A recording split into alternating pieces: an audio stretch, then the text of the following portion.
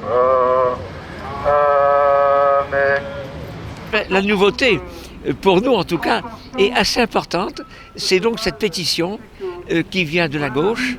La personne a signé sa provenance, donc c'est du côté des insoumis. Elle dit que c'est inadmissible. Enfin, je ne sais plus exactement que ces prières soient admises, que c'est de l'obscurantisme.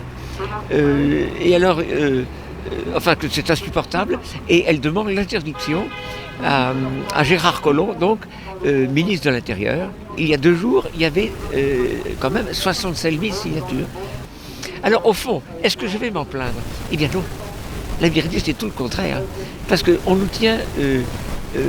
pendant longtemps, on a eu une opposition violente, difficile. Mais gauchiste, il y avait beaucoup de police, il y avait aussi beaucoup, on peut le dire, de télévision, de radio, de choses comme ça. Mais là, depuis au moins 1 an, eh bien, il n'y a plus personne tout autour. Il n'y a pas de reportage, enfin, dans les grands journaux ou même dans les petits journaux. Donc c'était plutôt cette tactique de nous ignorer, en quelque sorte. Nous ignorer. Et alors, là, je rends grâce à Dieu, au fond, qu'on ait pu tenir bon. Et on tiendra encore bon avec sa grâce, naturellement. Et parce que je pense que là, le fait d'avoir persisté, finalement, porte un peu ses fruits actuellement, voilà. On devient insupportable, d'après ce que je comprends, de plus en plus insupportable. Sainte Marie, Mère de Dieu, priez pour nous, pauvres pécheurs. Actuellement, on a l'impression d'être en plein mensonge. Enfin, C'est vrai, hein. Et je pensais justement aux gens qui ont lancé cette pétition ici et qui croient certainement bien faire. Et donc comment la perversion des esprits, elle est arrivée à un point où, sans aucune, sans aucun scrupule, arrière-pensée, les gens arrivent aujourd'hui de plus en plus à appeler bien ce qui est mal et mal ce qui est bien. Le pire de tout, c'est ça, quoi. Oui. Il n'y a plus de moyen ensuite ni de parler, ni de pouvoir... on est perdu, quoi. On est perdu. Moi, c'est ça qui me terrorise le plus, c'est de voir que la perversion des esprits, quoi. Les gens ne savent plus ce qui est bien, ce qui est mal, quoi. Ils appellent bien l'avortement, par exemple. Oui. Voilà, ça c'est vraiment dramatique. Je vous salue Marie, pleine de grâce. Le Seigneur est avec vous. Vous êtes bénie entre toutes les femmes. Et Jésus, le fruit de vos entrailles, est béni. Et ça revient finalement au péché originel. Quel est le péché originel? C'est tout simplement l'homme qui se fait Dieu. Et bien là, avec les droits de l'homme, n'est-ce pas? Eh bien, il n'y a pas de place pour Dieu dans la cité, on n'en parle pas. L'État, la politique se fait Dieu, n'est-ce pas? On a vraiment... Alors ça, c'est la définition même du péché originel. Hein? L'homme se fait Dieu, c'est ce que dit le serpent à Ève, vous serez comme des dieux. L'homme se fait Dieu contre Dieu qui s'est fait homme. Parce que tout ça est dirigé finalement contre le christianisme, contre nos racines chrétiennes.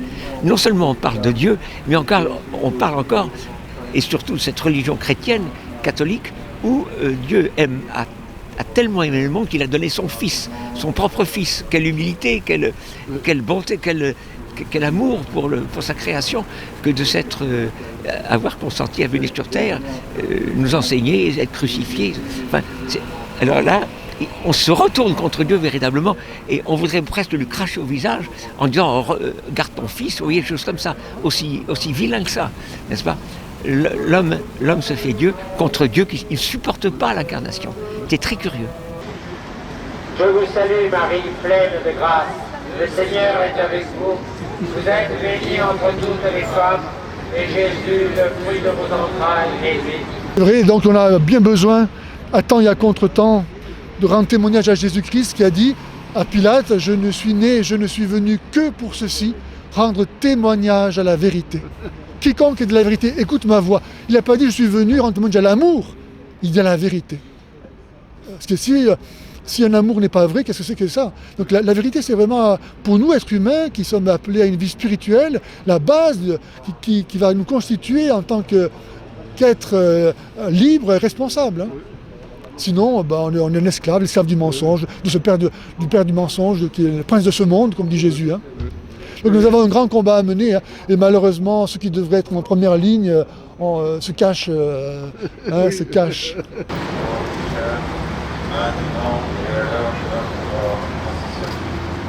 C'est la culte de mort. Alors là, c'est quand même incroyable. On jure l'arbre à ses fruits. Et les fruits sont terribles. Alors, culte de mort, on tue nos enfants, on marie les homosexuels, on détruit la famille, la théorie du genre, l'euthanasie. Bref, tout est permis. Et je dirais même, plus on en fait, plus on est dans la liberté, c'est-à-dire dans la folie. Enfin, une espèce de... c'est indescriptible. C'est ce que nous vivons. Nous sommes dans un abîme.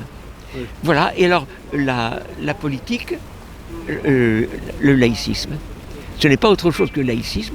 Dieu est évacué, n'est-ce pas?